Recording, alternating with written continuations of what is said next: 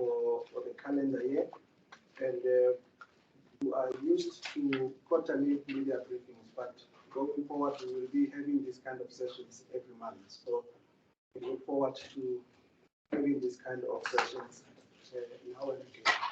We are already running late, so I'm not going to waste much of the time. But before I hand over to the Public Protector to read the statement this afternoon, let me do a quick introduction of the panel just as part of formalities. Right next to me here is our Chief Executive Officer, Ms.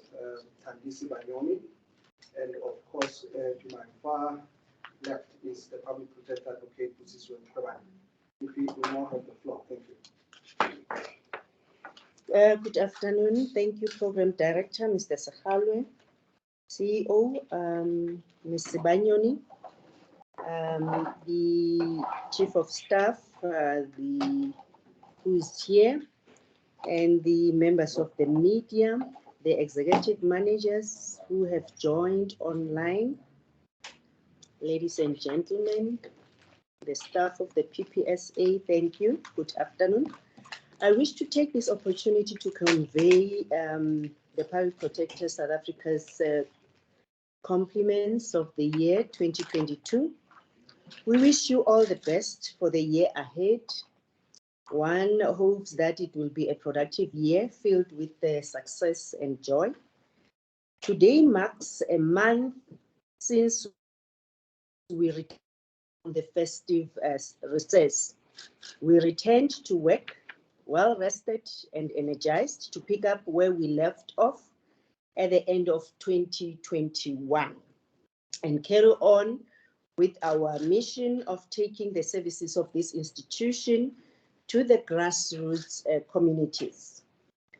We kicked off the year with one of the most pertinent matters, being the plight of the students in the higher education sector.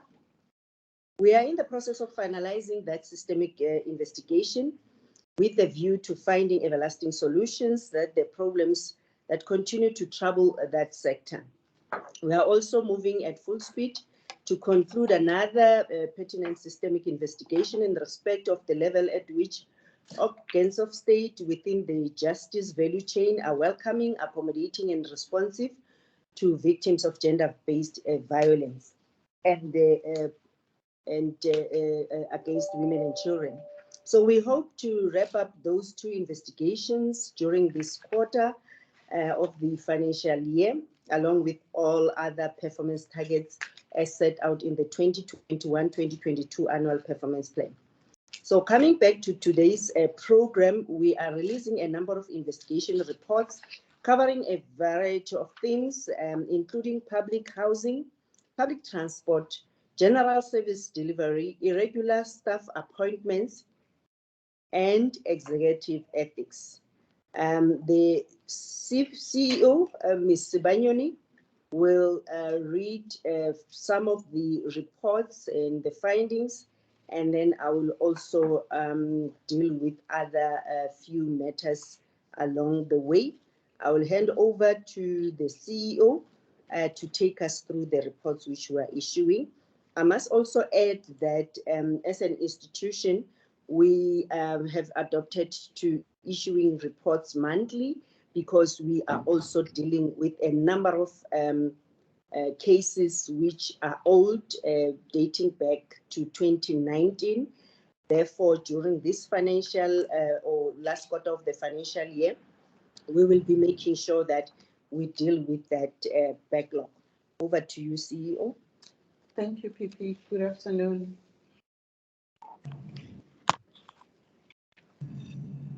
Good afternoon, ladies and gentlemen of the media. Good afternoon, colleagues who are here and the people at large. I'm going to take you through a few investigation reports that talk primarily of service delivery failures or undue delays.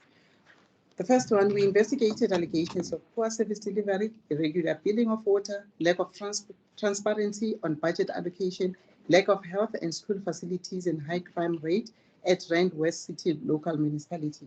A complaint was lodged in March 2020 by Mr. Leonard Short on behalf of the Finsbury residents triggered the investigation. In essence, Mr. Short alleged that There is no transparency on budget allocations at Ward 2, and there are empty promises by the mayor with regards to the integrated development plan. The residents of Ward 2 stated their dissatisfaction of being overcharged for water. The accounts allocation is based on estimates, and as a result, residents are being unfairly overcharged. The residents requested to buy electricity directly from Eskom rather than buying it from the municipality. The municipal officials cannot explain the bills and statements to the residents.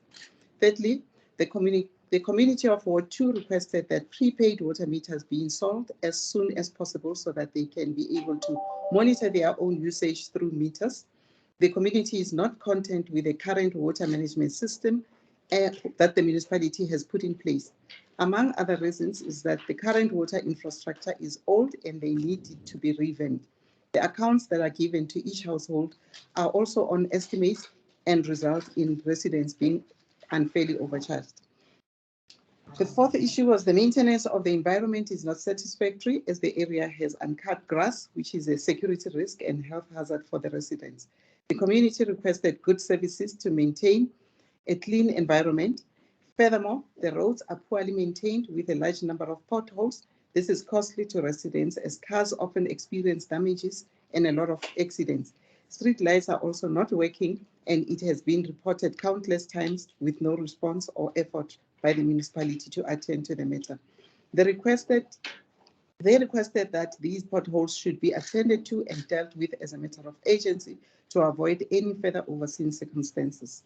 The community requested that the increasing crime be given priority by the Randfontein South African Police Services Station Commander. The community asked for intervention from the Minister of Police, Mr. Bheki Cele, to help them to open the local police station premises, which have not been operating for the period of 15 years because of the high population in Ward 2. There is little effort from the police to combat the increasing levels of crime and car hijackings. They further requested that more initiatives should be taken and more police patrol vehicles be made available frequently to patrol the streets of Ward 2. The community also found it inconvenient to make use of public transport to visit the police station in town for services. They informed the station commissioner, Brigadier Manamela, and Executive Mayor, Mr. Mzi Kumalo, and Councillor, Mr. Steve Mazibuku, to intervene in this matter with no response. The residents of Ward 2 do not have a 24-hour healthcare clinic. The clinic that they have starts operating from 19:13, meaning 7:30 in the evening.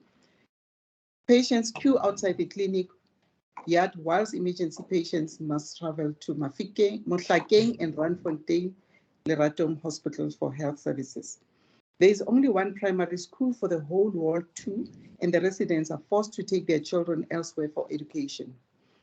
And Mr. Short further alleged that the residents of Ward 2 in Sporong have seen that the area increased by 7 informal settlements allocated by the municipality without basic needs. Based on the analysis of the complaint, the following issues were identified to inform and focus the investigation by the Public Protector SA. Whether there is a lack of transparency on budget allocation for Ward 2 in Finsbury through the integrated development plan by the municipality, whether there is irregular billing of water and electricity to the residents of Ward 2 in Finsbury by the municipality, whether there is poor maintenance of the following environment and municipal infrastructures at Ward 2 in Finsbury by the municipality, whether there is undue delay by the South African Police Service to renovate the existing satellite police station in Ward 2, whether there is poor service delivery due to shortage of health facilities at the ward, and whether there is poor service delivery due to shortage of schools in Ward 2 in Finsbury, and lastly, whether the residents of Ward 2 in Sporong were allocated informal settlements by the municipality without basic needs. Based on our evidence, it can be concluded that although the municipality complied with the constitutional imperatives by developing the IDP, it did not give notice to the public within 14 days of the adoption of the IDP, make the copies of the extract from the plan available to for public inspection in specified places, and publicize a summary of the plan. A conclusion can be drawn that the municipality did not comply with the relevant prescripts during the 2017 IDP, thereby violating the Municipal Systems Act. Evidence also clearly indicates that the municipality estimated the quantity of water consumption by residents of Ward 2 for more than 180 days due to the residents denying readers access to the meters. The conduct of the residents of Ward 2 should not be viewed as a deterrent by the municipality to fulfill its mandatory obligation, as the municipality has a privilege to request assistance from the relevant authorities. However, the investigation established that some of the meters are in dilapidated condition, that the meter readers would not be able to obtain actual readings, even if access thereto was not obstructed by the community. Although the investigation confirmed that residents of Finsbury are billed based on estimated consumption instead of actual readings for longer periods, contrary to the municipal bylaws, it was also established that the residents of Finsbury intimidated and prevented municipal meter readers from collecting accurate data and meter reading, resulting in the municipality issuing invoices based on estimated consumption. It can be concluded from the observations made during the on-site visits that were undertaken by our investigation team that the municipality did not effectively manage infrastructure at Ward 2 in Finsbury.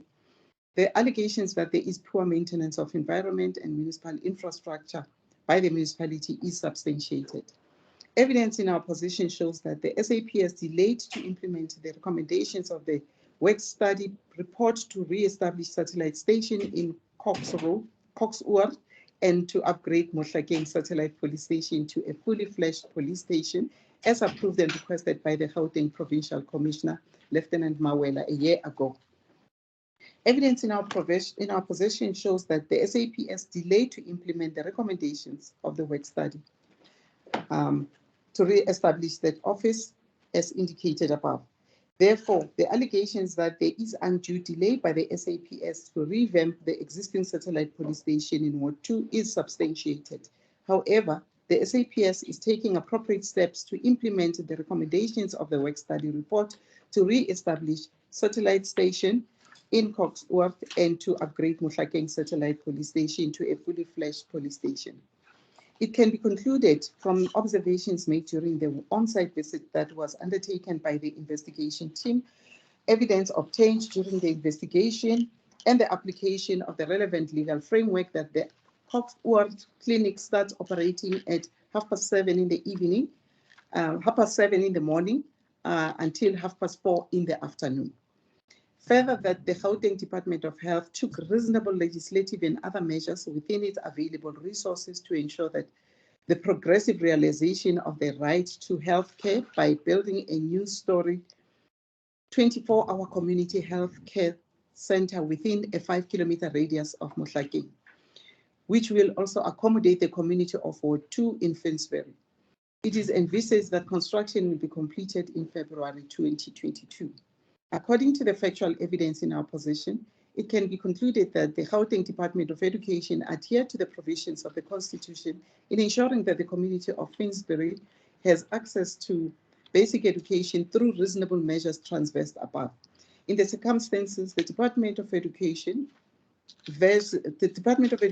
version is more probable than that of Mr. Short. Therefore, the allegation that there is poor service delivery due to shortage of schools at Ward 2 is unsubstantiated.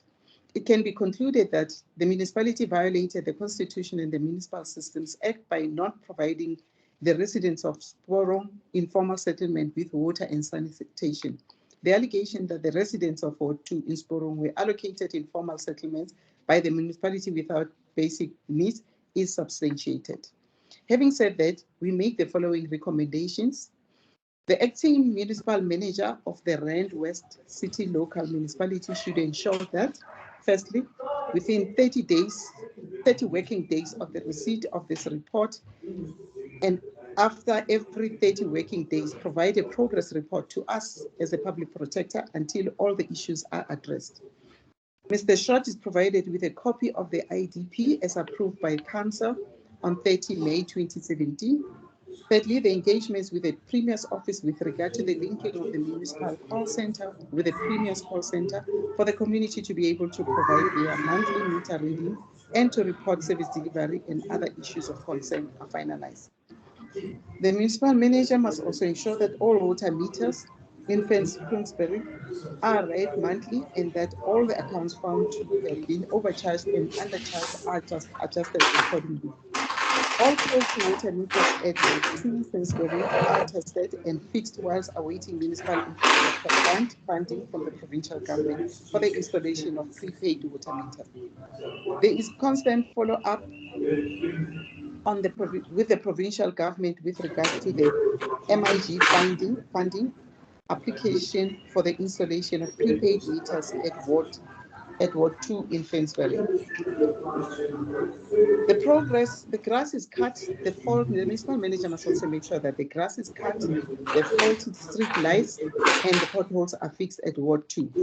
Water Services Infrastructure grant funding with the Department of Water Affairs and Sanitation for the provision of water and sanitation to the residents of Sporong Informal Settlement is applied for.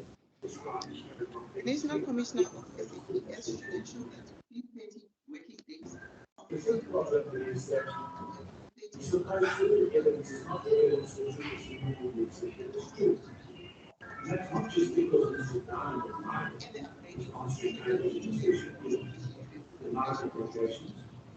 Commissioner must also ensure that the follow-up is made with the infrastructure to the South African Police Service or the Gauteng Provincial Office.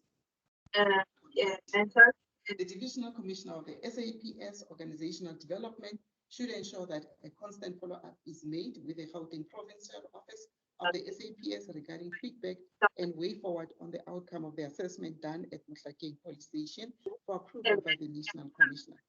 The head of department of the Gauteng Department of Health must provide a progress report to us with regards to ongoing construction of the 24-hour community healthcare center in Mohlakeng until its completion in February 2020, within 30 days of receipt of this report and after every 30 days.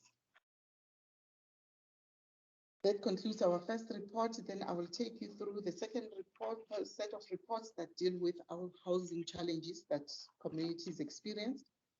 The first one relates to a matter between Bosman, this is Knysna Local Municipality, which is report 83 of 2021-22. We investigated allegations of improper conduct, undue delay, and maladministration by the Knysna Local Municipality in the Western Cape relating to its failure to provide Ms. Lydia Bosman with a low-cost house at R98908 White location. A complaint from Ms. September Bosman, lodged in May 2019 on behalf of his pensioner mother, Lydia Bosman, gave rise to the investigation. Our investigation dealt with whether the municipality failed to provide Ms. Bosman with a house after having approved it, and if so, whether such conduct amounts to undue delay, improper conduct, constitutes maladministration and prejudice to her. We found that it was true that the municipality failed to provide Ms. Bosman with a house after having approved it. Several occasions, Ms. Bosman engaged with the municipality unsuccessfully, requesting that the house be built. The municipality conceded that she had applied for the house and the subsidy was approved in that regard in March 2009. She has been prejudiced as no house has been built for her despite one having been approved for that purpose in 2009.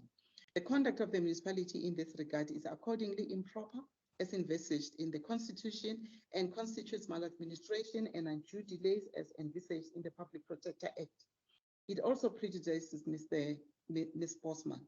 To remedy this conduct appropriately, we direct the acting municipal manager to apologize in writing to Ms. Bosman for the undue delay in providing her with a house in terms of her approved application. This must take place within 30 working days from the date of the report. The acting municipal manager must also take urgent and appropriate steps to ensure that Ms. Bosman is provided with a low-cost house as required in terms of applicable sections of the Constitution, the Housing Act, and the National Housing Code. This must happen within 120 days for the date of this report. In addition, the acting municipal manager must take appropriate steps in respect of disciplinary action against the municipal officials who were implicated in non-compliance with the municipality's policies and procedures that resulted in the undue delay to provide Ms. Bosman with a house. This must happen within 60 working days of the report. Moreover, the acting municipal manager must see to it that the municipality's internal audit function, in accordance with the Municipal Finance Management Act, conducts regular audits and reviews the adequacy and effectiveness of controls, processes, and procedures on the delivery of low-cost houses and reports accordingly. Lastly, the acting municipal manager must report to the municipal council on the steps taken to implement the remedial action referred to above within 120 days from the date of this report and submit a copy thereof to the public protector. This report is also referred to the Western Cape MEC for Human Settlement for noting and to also ensure that action is taken. The next report refers to Moleshiwa versus the City of Tshwane, report number 84 of 2021-22. We investigated the allegations of maladministration by the City of Tshwane in connection with undue delay or failure by the municipality to convene a dispute resolution committee hearing. This was in order to adjudicate on a matter relating to the transfer and compensation for incomplete houses and semi-developed stands situated at Lotus Gardens in the western part of the city. A complaint lodged in October 2019 by Mr. Samuel Moleshiwa led to the investigation. He alleged that the municipality failed to assist him to transfer incomplete houses and semi-developed stands to his company or to compensate him for partial work completed on the said stands despite a complaint he raised in that regard in 2012. Our investigation focused on whether the municipality unduly delayed or failed to convene a dispute resolution committee meeting in order to adjudicate Mr. Moleshiwa's matter, and if so, whether its conduct constitutes improper conduct as envisaged in the Constitution or undue delay as envisaged in the Public Protector Act. We found that the municipality unduly delayed or failed to convene a dispute resolution committee hearing in order to adjudicate on the matter as alleged. The municipality did not implement resolutions taken at the alternative dispute resolution meeting held between the municipality and the public protector on 17 October 2019 to refer the matter to the dispute resolution committee. The conduct of the municipality in this regard failed to promote the basic values and principles governing public administration as stipulated in section 195F of the Constitution of 1996. This section obliges organs of state to be accountable to citizens. There is also section 237 of the Constitution, which provides that all constitutional obligations be performed diligently and without delay, thus imposing a responsibility on the municipality to table Mr. Moleshiwa's matter timelessly before the appropriate committee as provided for in the Municipal Structures Act. The conduct of the municipality constitutes improper conduct as envisaged in the Constitution and undue delay as envisaged in the Public Protector Act. In order to appropriately remedy this improper conduct and undue delay, we direct the city manager to issue a written apology to Mr. Moleshiwa for the undue delay or failure by the municipality to implement the ADR resolution and the legal obligation to refer the matter to the dispute resolution committee. The city manager must also take appropriate steps to ensure that the dispute resolution committee hearing is convened or set up to hear and subsequently make a finding or determination on Mr. Moleshiwa's grievance. The executive manager must note this report and oversee that the city manager refers the matter to the dispute resolution committee. The next report that also relates to housing is a matter between Benya and Nelson Mandela Metropolitan Municipality, which is report number 89 of 2021-22. We investigated allegations of undue delay and maladministration by the Provincial Department of Human Settlement and the Nelson Mandela Metropolitan Municipality in the Eastern Cape. This was in connection with failure to provide Mr. Benya with his approved RGP house number 3350 in Kwanobuhle, UTNH at Gqeberha. The investigation followed Mr. Benya's complaint, which he lodged with our provincial office in Bishop in November 2020. In a nutshell, he alleged that the undue delay by the municipality to provide him with a house since 2004 is improper, constitutes maladministration, and has resulted in him and his family suffering prejudice. Our investigation centered on whether the municipality and the department unduly delayed to provide Mr. Benya with the House after it was approved as far back as 2004? And if so, whether such failure amounts to improper conduct, maladministration, and prejudice. We found that indeed the municipality and the department unduly delayed to provide Mr. Benya with a house after it was approved. There is evidence that on several occasions since 2004, he visited the municipal offices requesting that he be provided with the house, all in vain. Both the municipality and the department conceded that the municipal RDP housing subsidy records show that the ERF in question was allocated to Mr. Benya and that he has been waiting for the house to be built for 17 years. He appears as an approved beneficiary on the Housing Subsidy Systems portal report, but in reality, neither a house nor title deed has been allocated to him since approval in 2004. This has left him prejudiced. This undue delay and conduct failure by the municipality and the department is at odds with the relevant provisions of the Constitution, the Housing Act, and the Deeds Registration Act. It also constitutes improper conduct as envisaged in the Constitution and maladministration as envisaged in the Public Protector Act. It further prejudiced Mr. Benya and his family.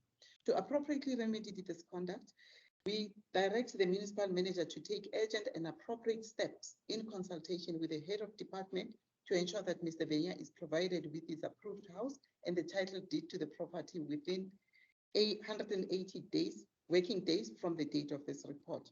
The city manager must ensure that the municipality provides Mr. Benya with a temporary structure to occupy within 30 working days from the date of this report until the construction of the house is concluded. In addition, the municipal manager must apologize in writing to Mr. Benya for the undue delay in providing him with the approved house and further inform him of the steps taken as referred to above within 30 working days from the date of this report. Moreover, the municipal manager must ensure that the internal audit function of the municipality, in accordance with Section 165 of the Municipal Finance Management Act, conducts regular audits and reviews the adequacy and effectiveness of controls, processes, and procedures on the delivery of low-cost houses and reports accordingly. Lastly, the municipal manager must report to the municipal council on the implementation of the remedial action referred to above within 90 working days from the date of this report and provide us with a copy. This report is also referred to the Eastern Cape MEC for Human Settlement for noting. The next report relates to the appointment of staff, so it relates to the recruitment process, which is a matter that was reported anonymously about some alleged irregularities in the Water Research Commission, which is report number 81 of 2021-22. We investigated allegations of maladministration and improper conduct by functionaries of the Water Research Commission in relation to the appointment of Ms. Posi Jonas in the post of Executive Manager, Knowledge Management and Communications on 1st August 2019. The investigation stemmed from an anonymous complaint received in August 2019, in which it was alleged, among other things, that the Commission appointed Ms. Jonas in the post even though she did not meet the requirements for the post as advertised. The requirements for the post were that the ideal candidate must be in possession of a suitable master's degree in marketing, communication science, or an MBA or MBL, specialization in marketing, knowledge management, or related field as the minimum educational requirement for the post.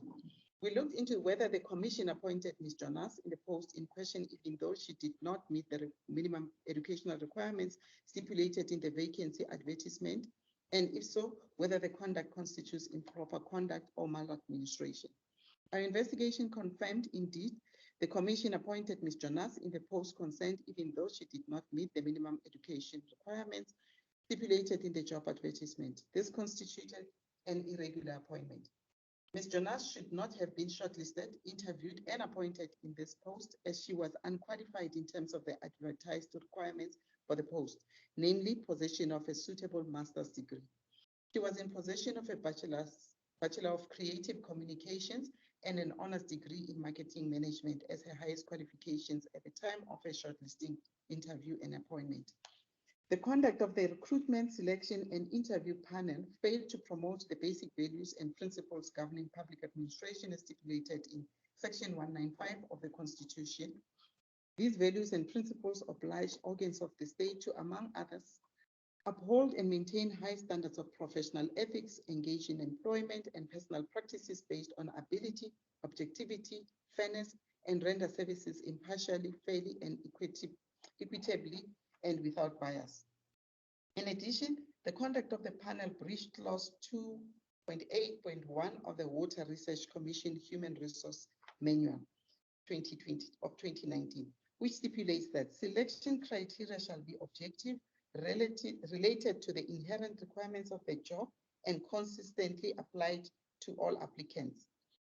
In this regard, the conduct of the panel constitutes improper conduct as envisaged in the Constitution and maladministration as envisaged in the Public Protector Act. As an appropriate remedy, we direct the chairperson of the commission to take steps to address the irregular appointment of Ms. Jonas within the legal and policy prescripts available to the commission, or to take any other steps provided for in the Labor Relations Act 66 of 1995. The chairperson must further take disciplinary action in terms of clause 211 of the Water Research Commission Human Resource Policy Manual and or applicable policies and prescripts against the panel members. Such action should be taken for the panel's failure to adhere to the recruitment and selection policy of the commission, resulting in the shortlisting, interviewing, and appointment of the candidate who did not meet the requirements for the post consent. This must take place within 90 working days of receipt of this report. That concludes my part. I'll hand over back to the Public Protector.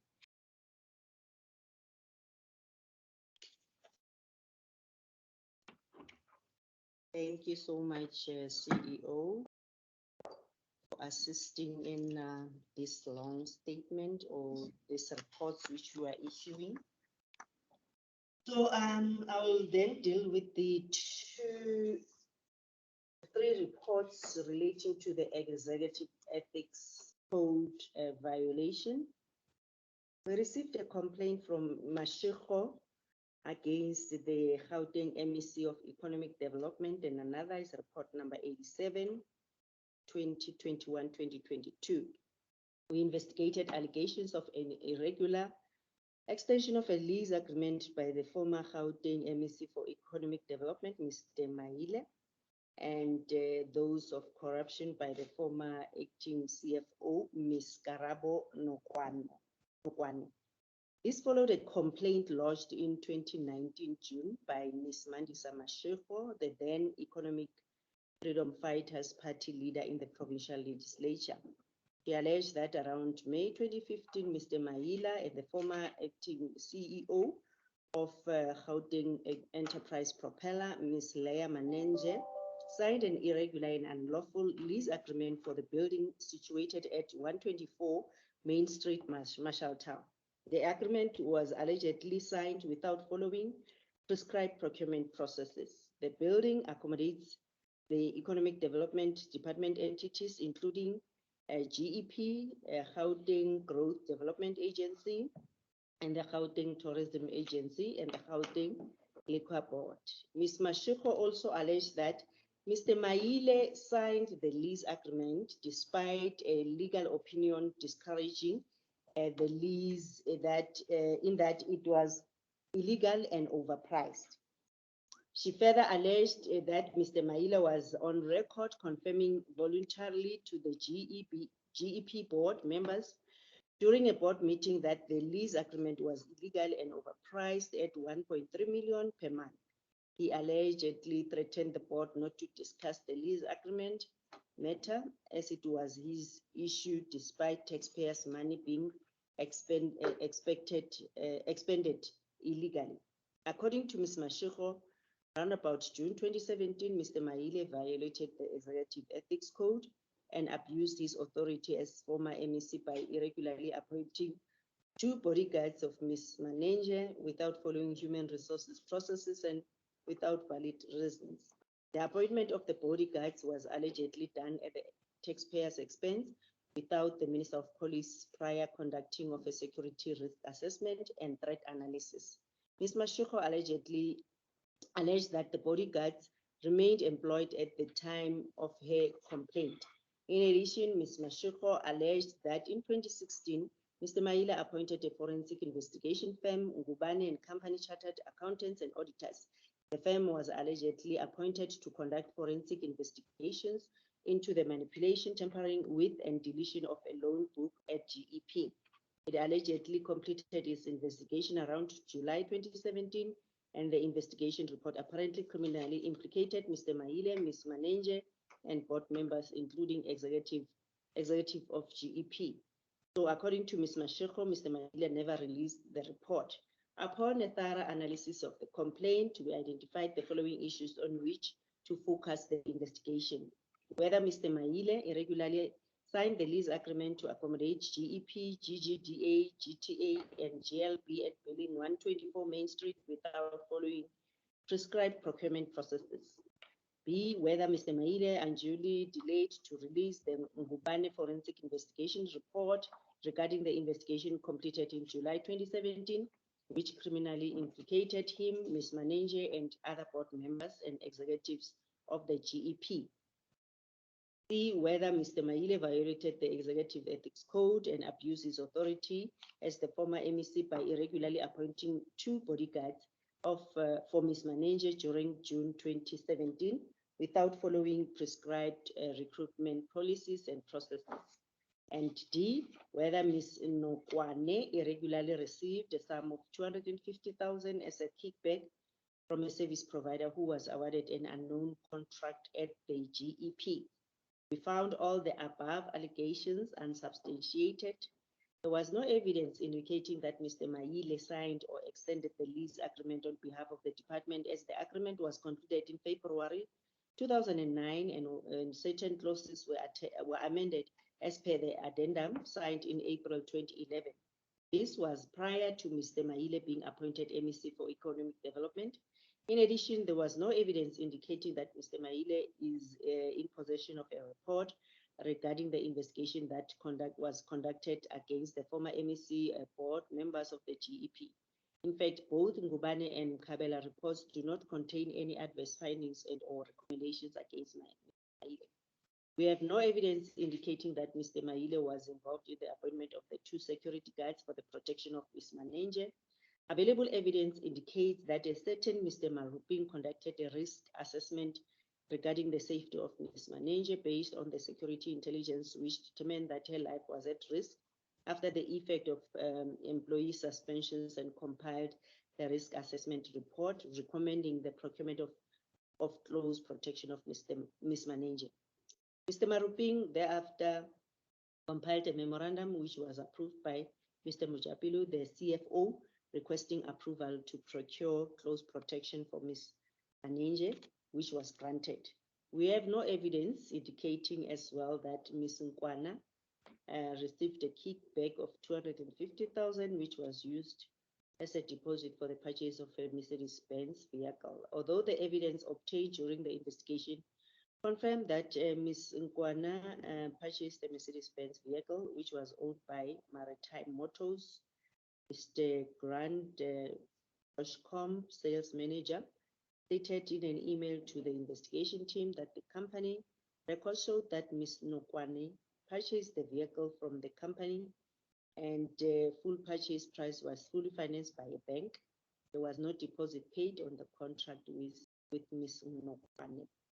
So a discretionary notice in this case was sent to Ms. Mashoko on the 28th of September 2020 in terms of Rule 42(1) of the Public Protector Rules, so that we give her an opportunity to provide any additional evidence if she has. But then there was no response which was received, hence the matter is closed. The second matter we've investigated is the complaint lodged by Mukwevo versus the former acting Gauteng MEC for Health, Mr. Jacob Mamabolo. This is report 86, 2021-2022. We investigated allegations of a violation of the Executive Ethics Code against Mr. Mamabolo in his capacity as the former acting MEC for Health in Gauteng. This was in connection with his response to question or oral reply during a sitting of the provincial legislature on the 1st of September 2020. Mr. Itani Mukwevo, a member of the provincial legislature, lodged the complaint which gave rise to this investigation on the 28th of September 2020.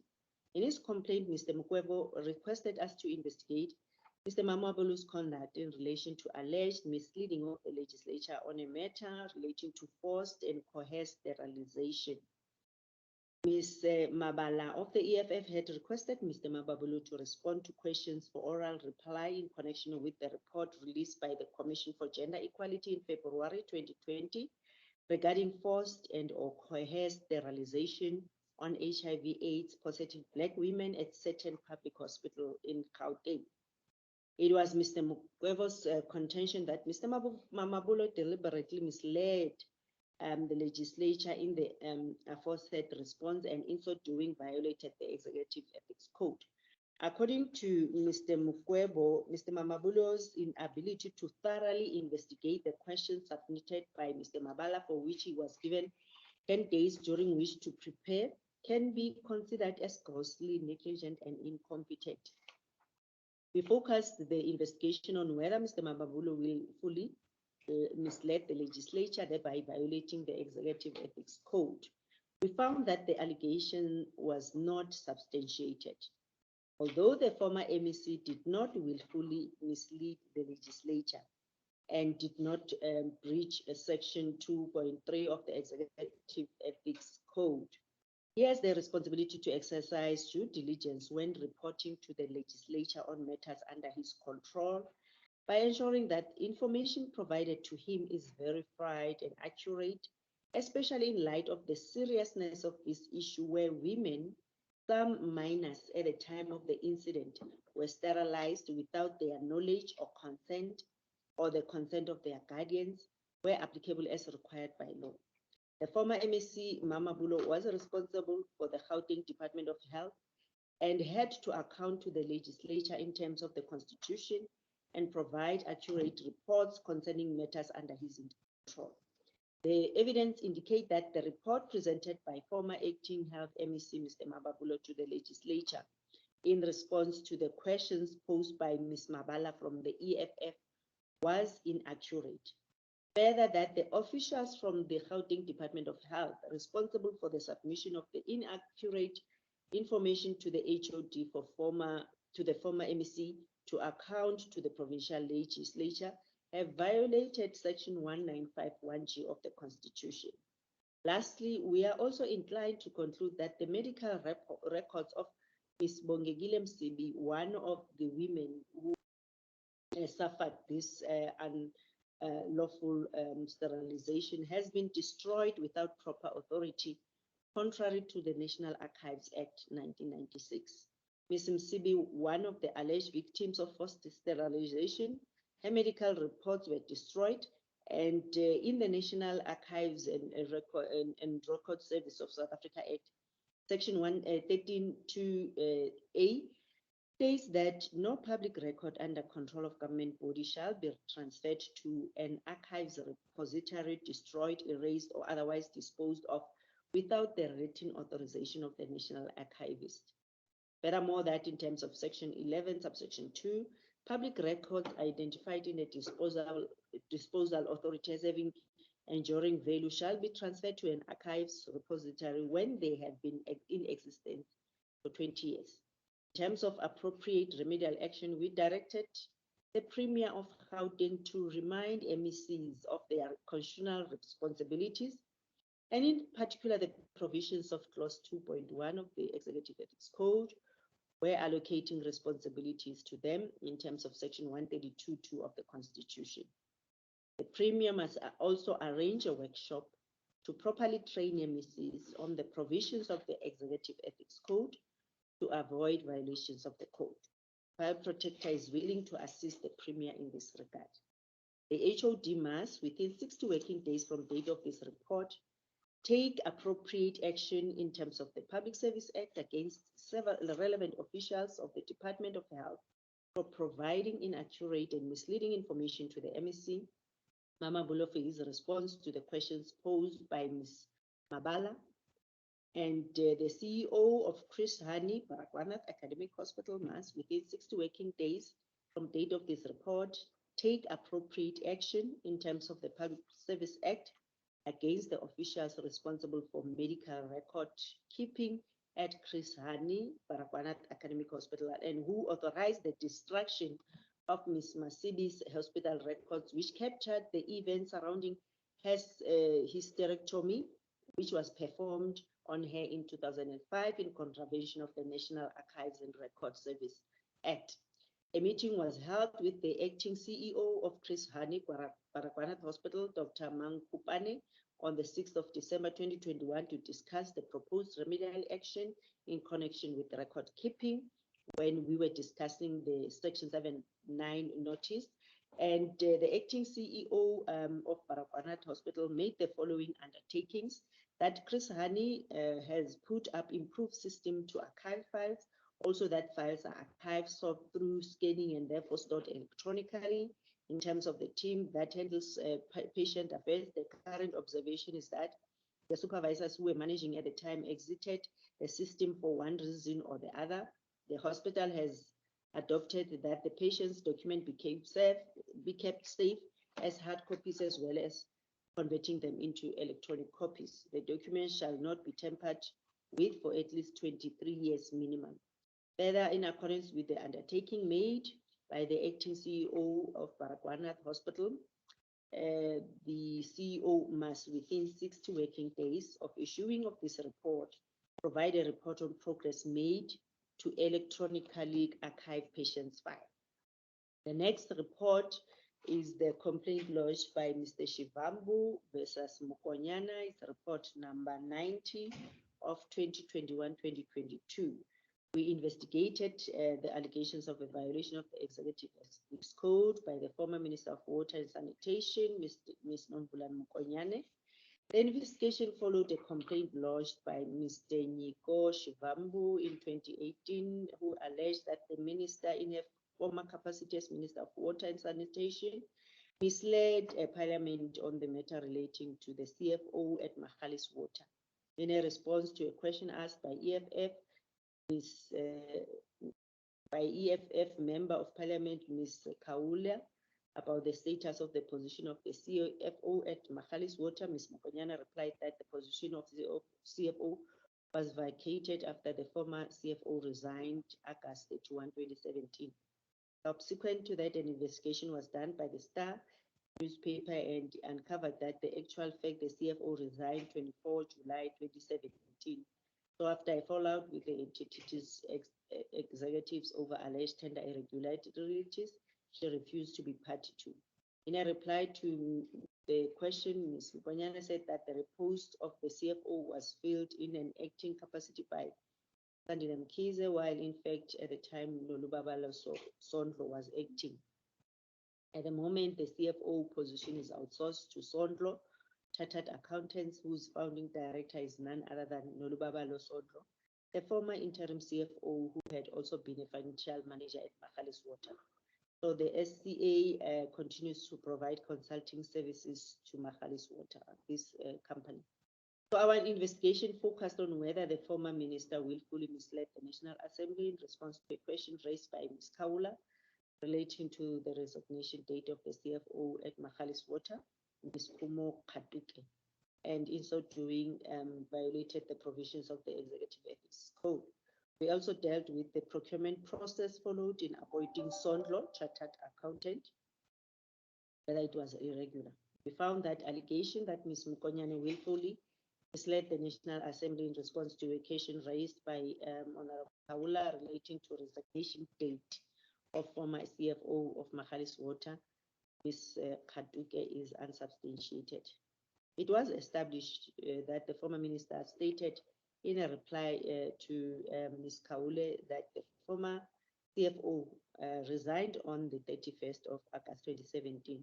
So here it was a difference of a month because the real date of resignation was in fact 31 July 2017. Hence, our focus was this definition or the criteria, whether she willfully misled the legislature. It is therefore established that the former minister did not intentionally or willfully mislead the National Assembly and therefore did not breach paragraph 2.3 of the Executive Ethics Code. published by proclamation in terms of Section 2, subsection 1 of the Executive Members Ethics Act. However, the former minister was responsible for Magalies Water as a public entity and must account to Parliament on the operations of the public entity in terms of the Constitution and the PFMA, as well as provide full and regular reports concerning such matters under her control. The evidence indicates that the report presented by the former minister to Parliament in response to questions posed by Ms. Kaule from EFF was inaccurate. The board, as the accounting authority for Magalies Water, was responsible for submission by public entity of all reports, returns, notices, and other information to Parliament and to the minister as the executive authority. By providing inaccurate information to the minister for reporting to Parliament, the board contravenes Section 5(1)(1)(f) and H of the PFMA. In Section 195 of the Constitution, the values and principles within which public administration must take place are set out. Amongst others, it demands that public officials perform their duties to a high standard of professional ethics and requires that public administration be accountable and transparent by providing the public with timely, accessible, and accurate information. However, the evidence suggests that the error in question was inconsequential and void of any prejudice, and making a finding on an incorrect date of a resignation is vacant and will serve no judicious purpose. The public protector observed that as the executive authority, the former minister has an oversight responsibility through a wide range of other responsibilities that include inter alia coordinating the functions of state departments and administrations. In this regard, due diligence is necessary, which requires of the minister to be thorough and meticulous with information. Providing the National Assembly with an accurate information is not in the interest of good governance, consistent with the integrity of the minister's office. We look forward to full implementation of the remedial action in all these reports.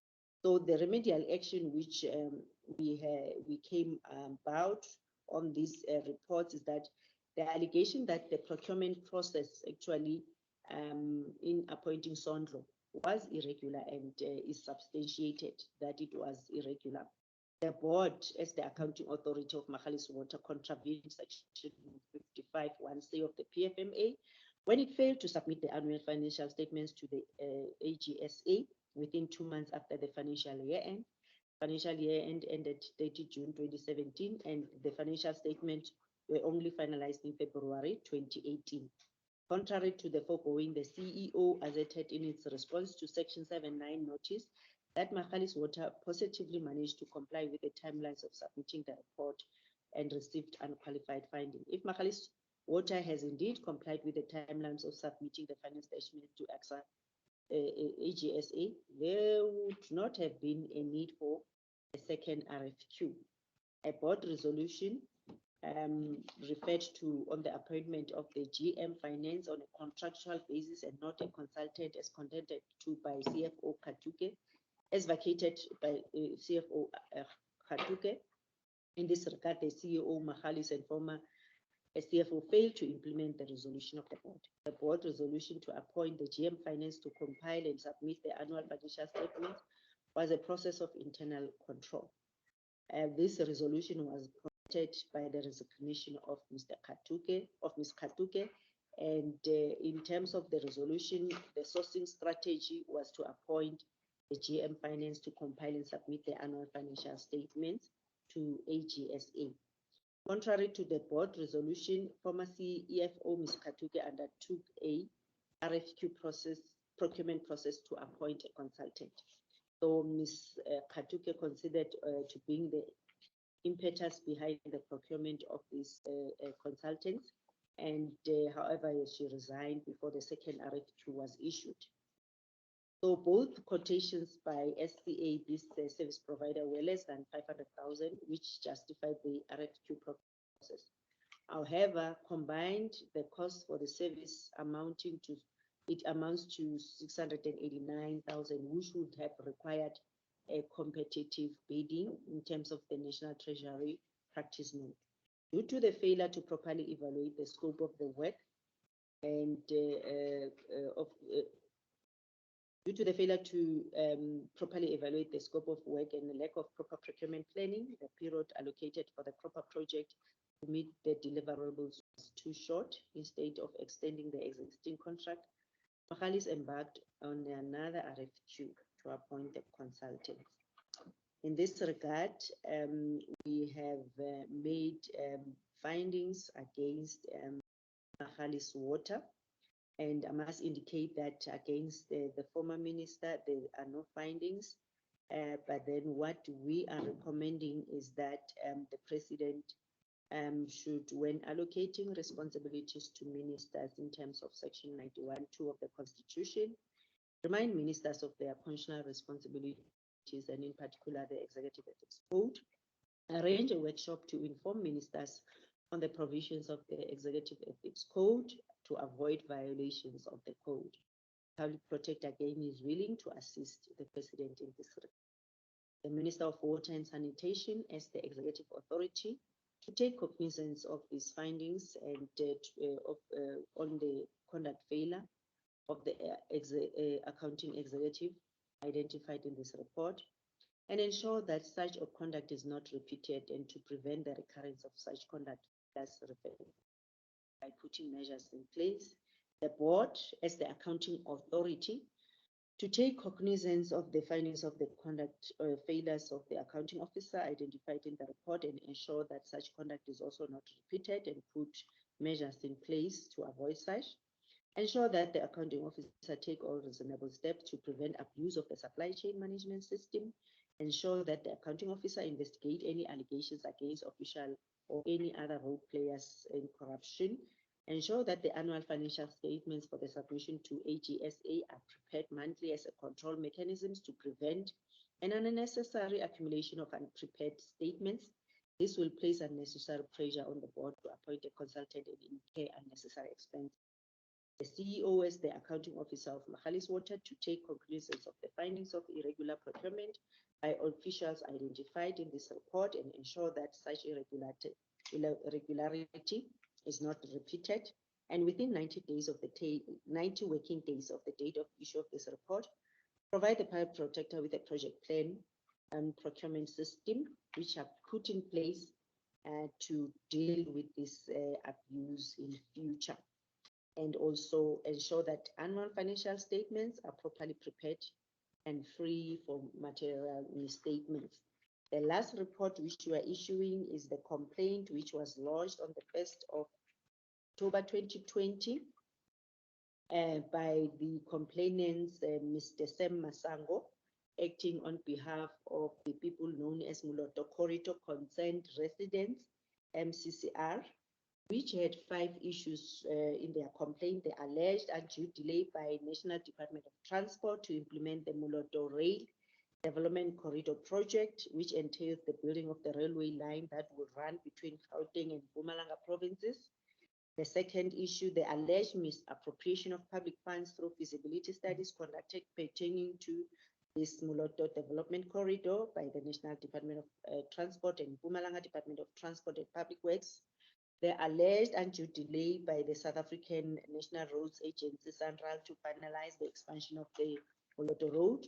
The alleged undue delay by the presidency to receive the MCCR's memorandum of complaint, and the allegation of irregular implementation of PATCO bus contract.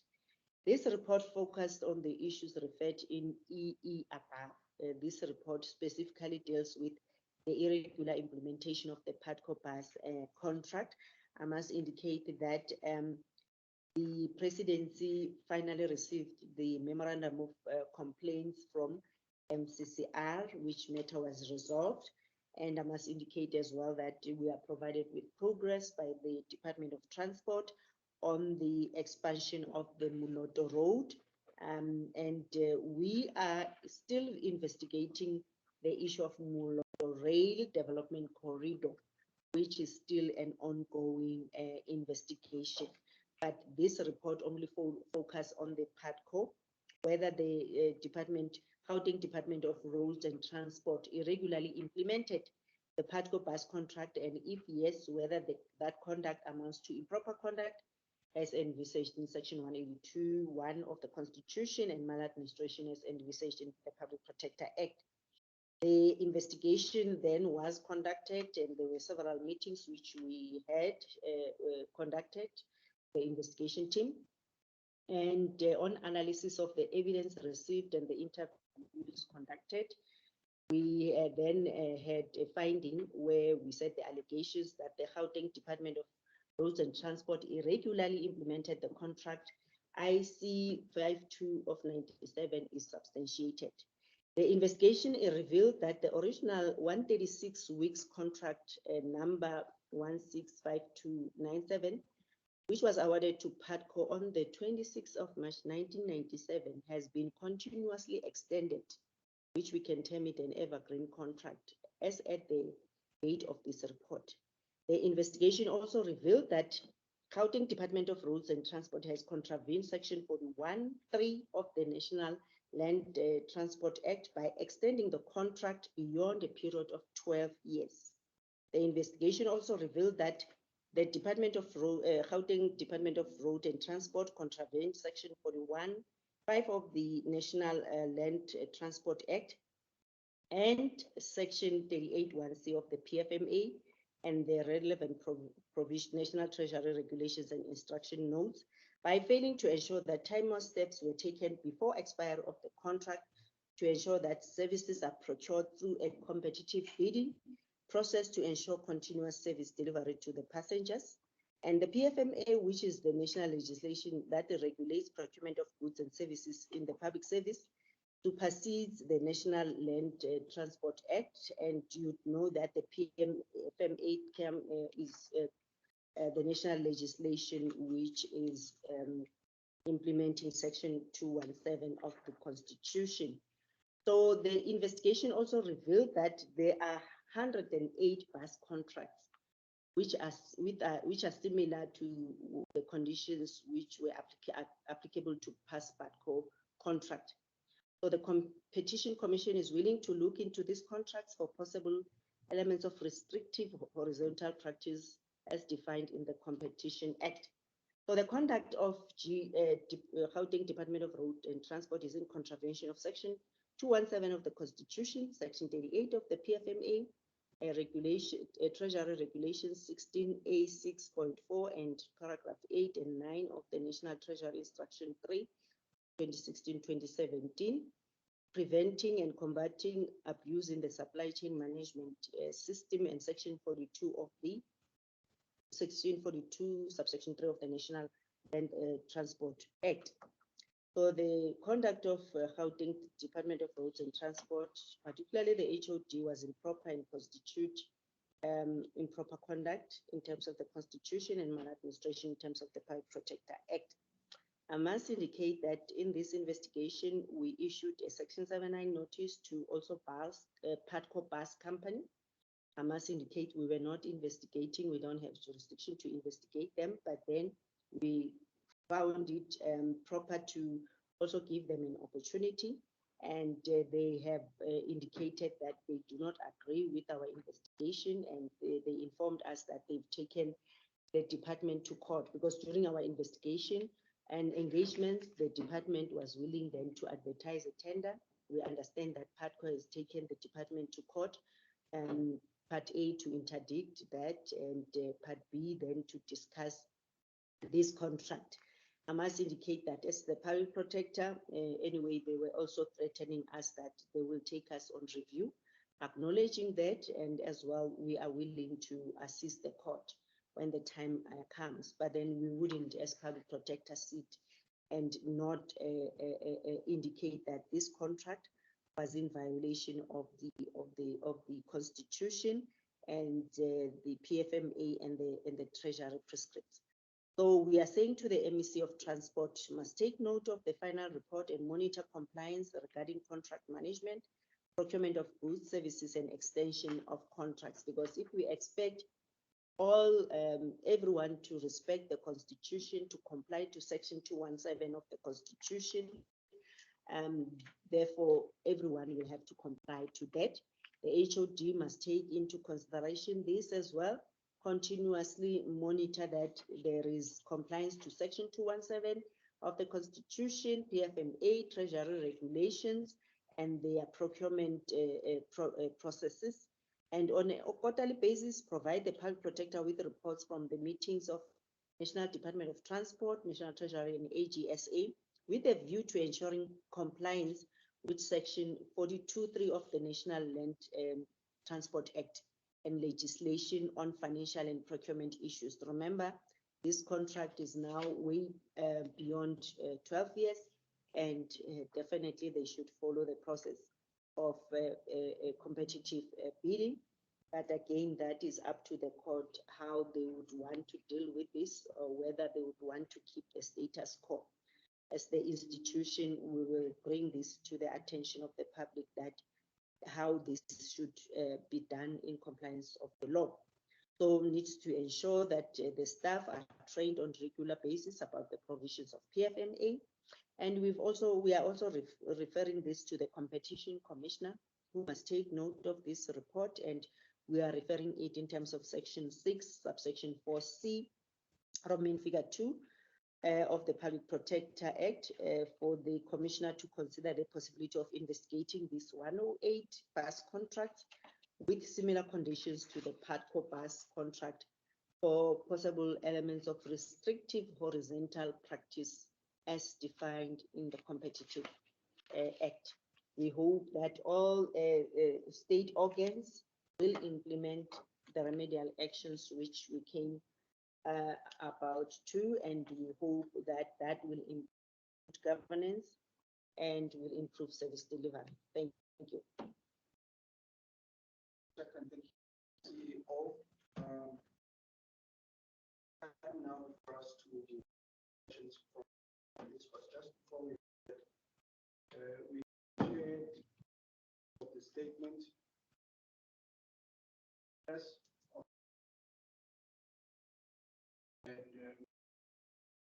And we will be sharing the reports shortly. They will be available both on those platforms as well as our website. Just give the first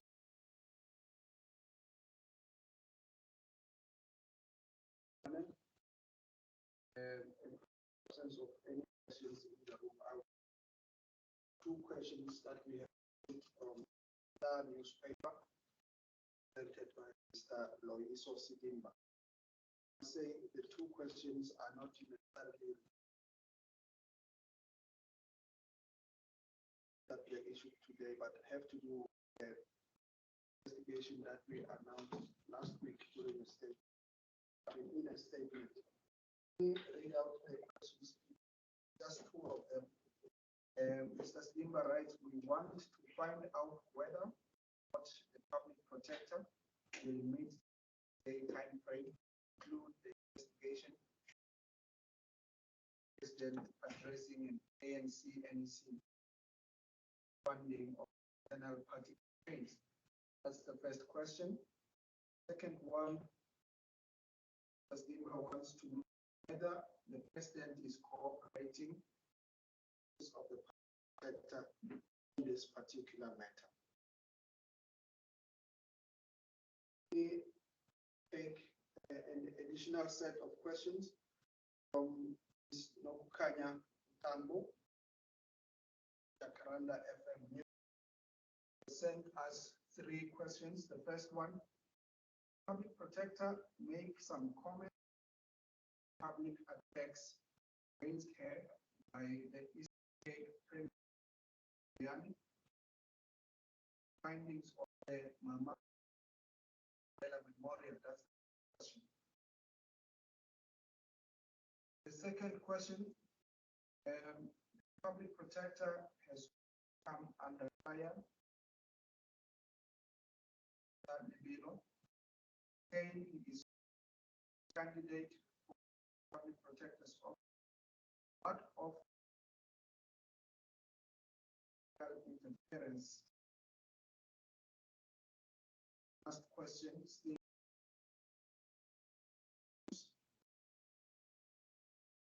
on the investigations into the use of state funds for party activities? And when will investigations start? What form will they take?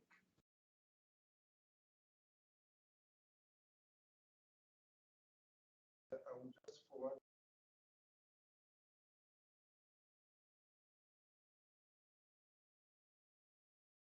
The questions we received. Okay, thank you, Mr. Sekhalwe.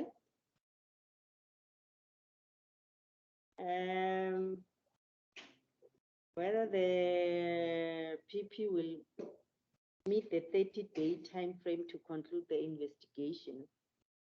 I must indicate that I haven't even seen the complaint. Yes, we've received the complaint, and what the public must know that all complaints lodged with the public protector, they are sent to our registry, they are assessed there, they are sent to our registry, they are assessed there, and then they are allocated to an investigation team. I know that we've received the complaint apparently on the 26th of January, and the CEO, as the head of the institution, has indicated that they've allocated the matter to a team of investigators.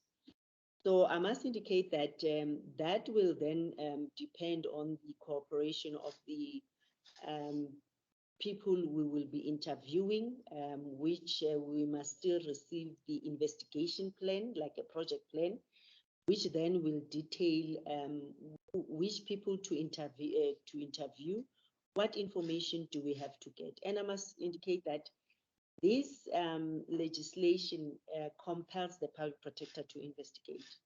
Doesn't give me a discretion not to investigate. I would have been happy if I had the discretion, because I would then say I wouldn't investigate the matter or something else. But in this instance, we are obligated to investigate. The investigation team, I think they will try their level best to investigate this matter. I must also indicate that we are busy with the backlog project to make sure that we handle all the matters dating back to 2018, 2019, 2020, so that when we start the new financial year, we start the new financial year on a clean slate. And I hope then there will be cooperation from all the parties involved. We'll have to interview the parties, also request information from the president. And I must also indicate that irrespective of whether we receive any information, but I must indicate that the investigation team also conduct their own independent investigation. So we will also have to do that. Whether we will be able to finalize within 30 days, I wouldn't indicate, I wouldn't say for now, but we'll try our level best, because we'll have to comply to the current legislation which is there. And the issue of the PP under fire from the comments made by Mr. Mabuyane, that we've issued a statement. I think as well we are reminding Mr. Mabuyane that let's respect the court process. We didn't oppose the interdict which he applied to stay the implementation of the remedial action. I think let's give the court the time to, well, the matters will be ventilated in court.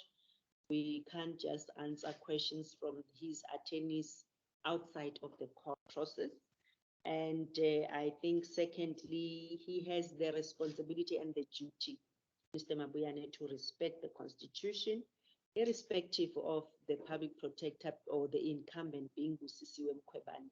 The fact of the matter is, for the benefit of his province and the public, he should be respecting this public institution as a constitutional institution.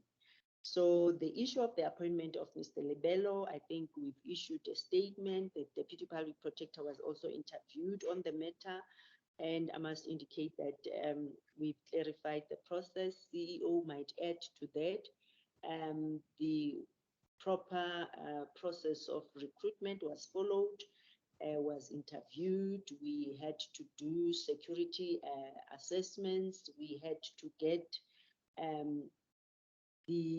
all the documentation relating to his departure from SARS, which was a settlement. Out of that, he moved to Department of Communication. Interestingly, that you as the media, you are now asking about him being with the public protector, but you never bothered to ask when he was working at the Department of Communication with Minister Ndabeni. So I think the most important thing is that we are here as the institution, to protect the public, to make sure that there's no abuse of state resources and state power against the citizens.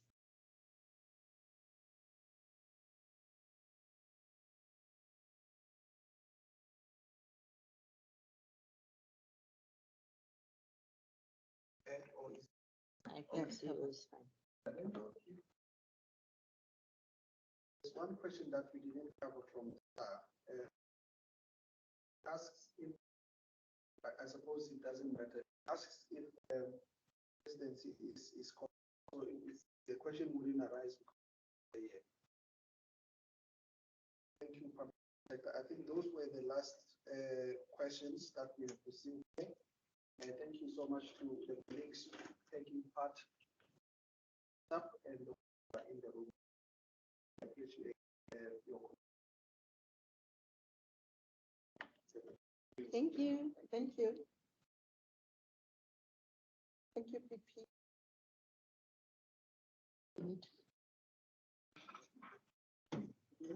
You can bring